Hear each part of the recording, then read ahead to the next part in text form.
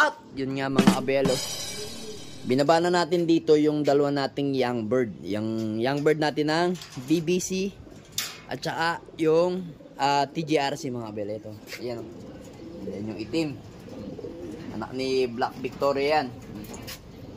Then ayun, ayun yung pang stock natin, ayun nandun, dinagdagan natin. Pero kaninang umaga pa yan mga abel.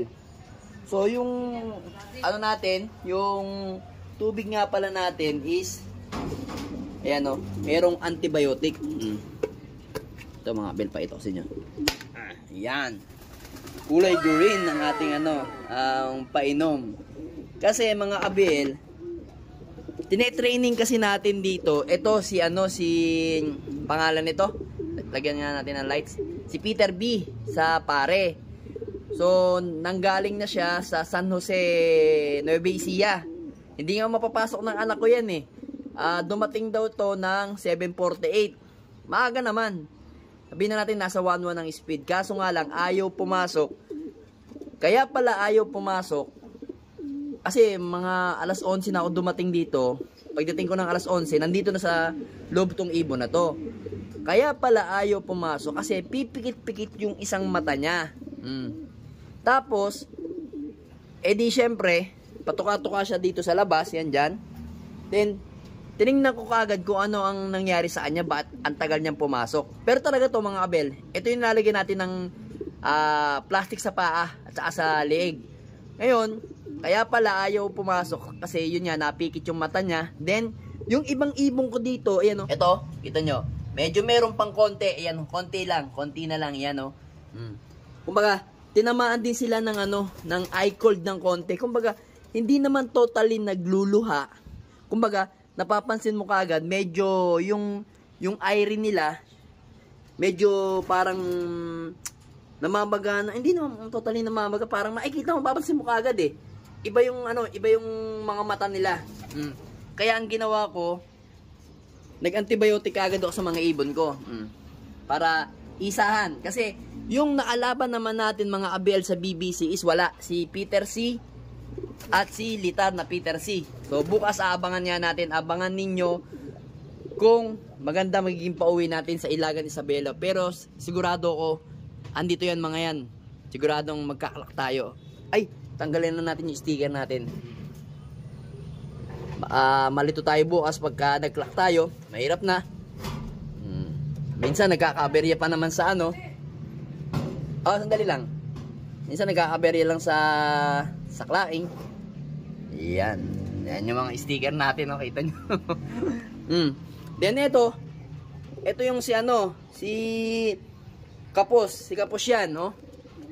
Naalaban natin ng BBC, pinakabata yan. Then ito pa yung isa, yung stockbird natin. Ito bata rin mga abel, pero ano, wala naman siyang tama ng eye cold. Medyo ganyan lang talaga ang bata ng mga anak ni Black Victoria. Pag mga bata, ganyan. Pero pag laki, o yung ano, sabihin natin, pag edad pala, malaki na pala yun. Pag edad, ganyan. Ganyan ang itsura nila. Magaganda na. Yan, katulad nito. Maganda na. Pag mga bata, ganyan talaga parang himatlugin. Mga himatlugin yung anak. Ito naman, ito kaya medyo maganda naman siya mga abel. Kasi nga, ang ginagawa natin dito, hindi kaagad natin sinama dito sa mga flyer natin. So, ito malakas itong kumain.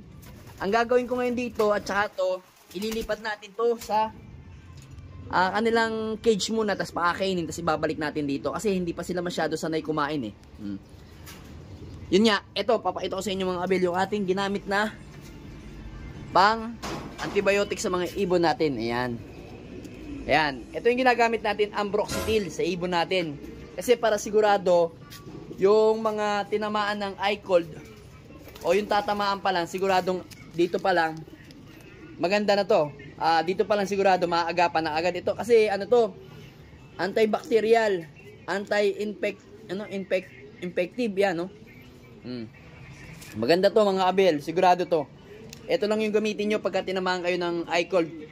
Mas maganda mga abel, 3 days nyo na bigyan ng dire-diretso para sigurado. Yung ibon na yan, bibigyan ko, yung mga ibon na yan, bibigyan ko hanggang bukas. Pero pagka paratingan na, papaltan ko na yan mga abel. Para siguradong pangsalubong sa mga ibon natin. Pero yan o. Eto, kita nyo yung ano ko. Yung painuman ko. Yung iba oh. Yung mga breeder natin dito, binigyan ko yan. Ihi ng palakang may kulugo. Para sigurado. Ihi ng palakang may kulugo lahat yan. Yan oh. Konti lang yung ano niya. Konti lang yung molasses na inilagay ko. Ihi ng palakang may kulugo lahat yan. Yan, para sigurado. Tapos eto mga kabel, pakita ko nga sa inyo. Balik muna natin to dito. Yan. Yan. Meron tayong stag developer kasi yung anak ng ating ano yun, no? Then dito, malapit na itong mag-egg. Yan. Then, asa na? Asa na? Ay, ito pala, yun. Ayan, no? Gaganda na ng mga anak ng ibon natin na litar. Ganda niyan. Ganda na, may sibat na sa mga mata, oh. Yung isa, oh. Ganda, oh.